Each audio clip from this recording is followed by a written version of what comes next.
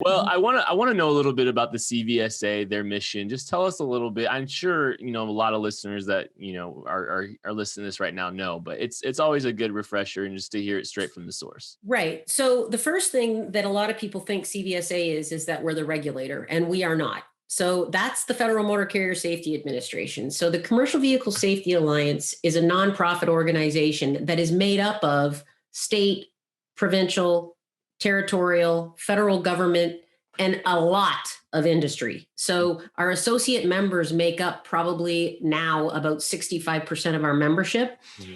And I would say from an industry perspective, the friends that I have from the industry that come to CVSA, their number one benefit to them is they get to come to CVSA, they get to phone me anytime they want, and they will come up to me and go, hey, I need to talk to somebody from New Mexico. And I'm like, okay, come with me. Because there's somebody in that room from enforcement in New Mexico. So then they start to make those personal, transactions with those people, and they can pick up the phone. And valuable for enforcement too. When I was working in Ontario, I get a driver from Montana and he says, oh, no, in Montana, we can do this.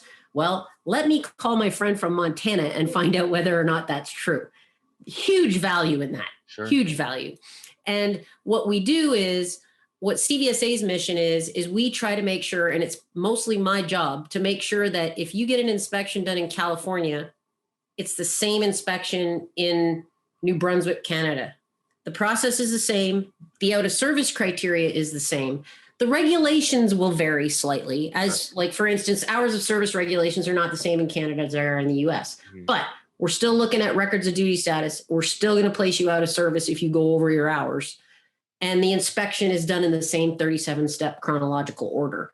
And that's for my safety and for yours. Sure. So if I'm doing the inspection correctly and uniformly with somebody that also works in Michigan, you should know where I am all the time in that inspection. If I tell you I'm doing a level 1 and I'm going to do a 37-step inspection, I'm going to go counterclockwise around your truck, and then I'm going to go under, and I'm not bouncing and bebopping all over the place.